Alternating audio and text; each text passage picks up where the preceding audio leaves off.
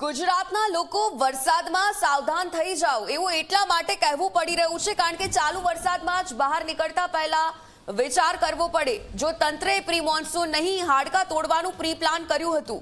ચોમાસાના પ્રથમ રાઉન્ડમાં જ ગુજરાતના રસ્તાઓની પથારી ફરી ગઈ છે। ગુજરાતમાં પ્રથમ વરસાદમાં જ જનતાના હાડકા તૂટી ગયા છે। ગુજરાતમાં પ્રી મોન્સૂન પ્લાનની હવા નીકળી ગઈ કેમ કે ગુજરાતના રસ્તાઓ હવે મોતના કૂવા બન્યા છે। જૂનાગઢ હોય કે પછી સુરત, વડોદરા બધી જ જગ્યાએ ખાડા જ ખાડા જોવા મળ્યા। રાજ્યમાં ઠેર ઠેર અકસ્માતની વણઝાર સતત ચાલી રહી છે।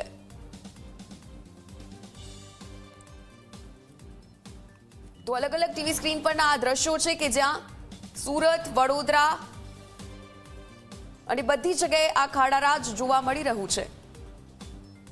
તો એક તરફ રાજ્યમાં ચોમાસાનું આગમન થયું, વરસાદ આવવાની શરૂઆત થઈ છે, પરંતુ આ સાથે જ લોકોની મુશ્કેલીઓ વધવાના દિવસો પણ શરૂ થઈ ગયા છે। પ્રથમ વરસાદમાં જ શહેર ચાલતા વિકાસ કાર્યોની પોલ ખુલી ગઈ છે। સૌથી પહેલા જૂનાગઢની વાત કરીએ, જ્યાં બે જગ્યાએ હાડકા તોડ ખાડા પડ્યા છે। પાણી ભરાઈ જવાના કારણે લોકોને ખાડા નથી દેખાઈ રહ્યા અને સીધા અંદર ગરકાવ થઈ જાય છે। બીજી તરફ સુરતમાં એક બાદ એક વિસ્તારમાં ભૂવો પડવાનો સિલસિલો તો યથાવત જ છે। રાંદેર કે વરાછાનો વિસ્તાર અને ત્યારબાદ હવે તો ડિંડોલીમાં પણ મહાકાય ભૂવો પડ્યો। આ ઉપરાંત રાજકોટના ઉપલેટાની વાત કરીએ તો પાટણ વાવથી પસાર થતો રસ્તો પહેલા વરસાદમાં જ બેસી ગયો છે, જેના કારણે લોકોને પારાવાર મુશ્કેલી વેઠવાનો વારો આવ્યો છે। તો વડોદરા, સંસ્કારી નગરી વડોદરા હવે ખાડા નગરી બની કેમ કે ખરાબ રસ્તા અને ખાડાના કારણે અકસ્માતની સતત ઘટનાઓ બની રહી છે। આ ઉપરાંત નવસારીની જો વાત કરીએ તો પૂર્ણા નદીના પાણી ફરી વળતા 13 જેટલા રસ્તા જેને બંધ કરવાની ફરજ પડી અને જેના કારણે 15 થી વધુ ગામ પ્રભાવિત થયા છે।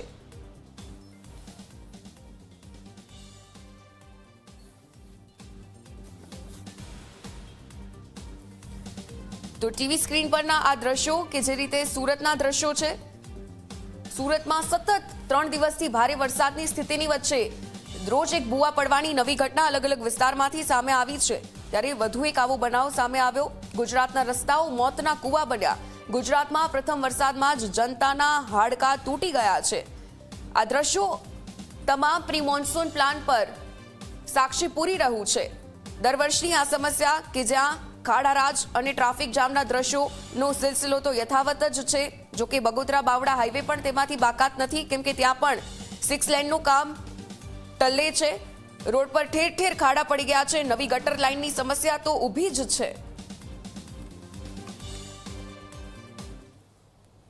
વાત જૂનાગઢની કે જ્યાં મનપાની બેદરકારીએ અકસ્માતની ઘટના સર્જી। ચાલુ વરસાદી કામગીરીના લીધે રસ્તા પર ભૂવો પડ્યો। ભૂવામાં બાઇક ચાલક ખાબકતા ઇજાગ્રસ્ત થયો। ઘટના બાદ તંત્ર દ્વારા તાત્કાલિક કાર્યવાહી કરવામાં આવી તો મનપાની ટીમે માટી નાખીને ભૂવાને પૂરવાનું કામ કર્યું। ભૂવામાં માટી નાખતા ફરી વરસાદમાં ધોવાણ થવાની શક્યતા વર્તાઈ રહી છે।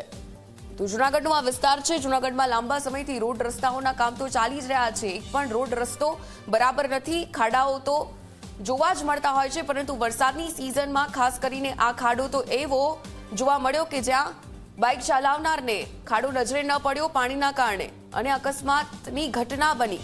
ભૂવામાં બાઇક ચાલક ખાબક્યો જેના કારણે ઇજાગ્રસ્ત થયો અને આ ઘટના બાદ આખરે તંત્ર સફાળું જાગ્યું અને તાત્કાલિક કાર્યવાહી કરવામાં આવી। મનપાની ટીમે માટી નાખીને હવે સારો બનવાનો પ્રયત્ન કર્યો। ભૂવાને પૂરવાનું અહીં કામ કર્યું। ભૂવામાં માટી નાખતા વરસાદમાં ધોવાણ થવાની શક્યતા, પરંતુ આખરે અકસ્માત જે થયો આ ઘટના તો આખરે બની ગઈ અને ત્યારબાદ મહાનગરપાલિકાનું તંત્ર જાગ્યું છે।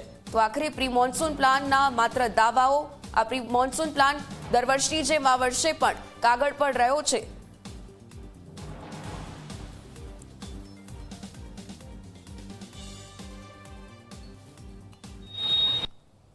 આજ સવારે 6:30 વાગે કામે જતા એની આઝાદ ચોક પર એની પર અકસ્માત થઈ ગયેલો કે ત્યાંથી ઉતરતા ત્યાં મેનહોલ પાણીના હિસાબે ભરાયેલો વરસાદના કારણે, એટલે ગાડી અંદર ધસાઈ ગઈ, એની અંદર પડી ગઈ, એટલે એને બહુ ગંભીર ઈજા આવેલી છે।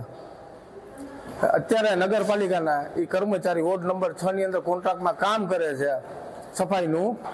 આજે જો એ કર્મચારી છે એની પર એવો બનાવ બને છે તો બીજા ઉપર શું ના થાય? કાલ સવારે સ્કૂલના બચ્ચા જતા હોય એની ગાડી અંદર હોઈ જાય કે અંદર પડી જાય તો એનું શું થાય? જૂનાગઢમાં વરસાદ વચ્ચે વિકાસ કામો વિઘ્ન બન્યા છે. શહેરમાં ચાલતા ડ્રેનેજની કામગીરી પણ સમસ્યાનું ઘર હવે બની છે. શહેરના આધિનગર વિસ્તારમાં ખાડો મુસીબત બન્યું છે. વરસાદી પાણી ભરાતા ખાડામાં 3-4 લોકો ખાબક્યા. કોઈ આડશ કે બેરિકેડ વગર ખોદાયેલા ખાડામાં લોકો પડી રહ્યા છે. વરસાદના ટાણે મનપા દ્વારા થઈ રહેલા વિકાસ કામો નડતરરૂપ સાબિત થયા. તો આ ખાડા રાજથી સમગ્ર જનતા ખાસ પરેશાન થઈ ગઈ છે. સૌરાષ્ટ્રમાં ખાસ જૂનાગઢ ગરવા ગિરનારી આ શહેર છે કે જ્યાં દર વર્ષની જેમ આ વખતે પણ વિકાસના કામો ટલ્લે ચડ્યા છે. વિકાસ કામો વિઘ્ન બની રહ્યા છે. ડ્રેનેજની કામગીરી ચાલી રહી છે અને આ ડ્રેનેજની કામગીરી પણ યોગ્ય રીતે વરસાદ પહેલા પૂર્ણ ન કરવામાં આવી. એક તરફ ખાડરાજના કારણે અકસ્માતની સતત ઘટનાઓ બનતી રહી છે, તો બીજી તરફ આ ખાડો એ પણ મુસીબતરૂપ સાબિત થયો. વરસાદી પાણી ભરાતા ખાડામાં 3-4 જેટલા લોકો પડી ગયા. કોઈ આડસ કે બેરિકેડ્સ પણ ન મૂકવામાં આવ્યા અને આ ખોદાયેલા ખાડામાં લોકો પડી રહ્યા છે. મનપા દ્વારા થઈ રહેલા વિકાસ કામો પર ત્યાંના રહીશો પણ સવાલ ઉઠાવી રહ્યા છે.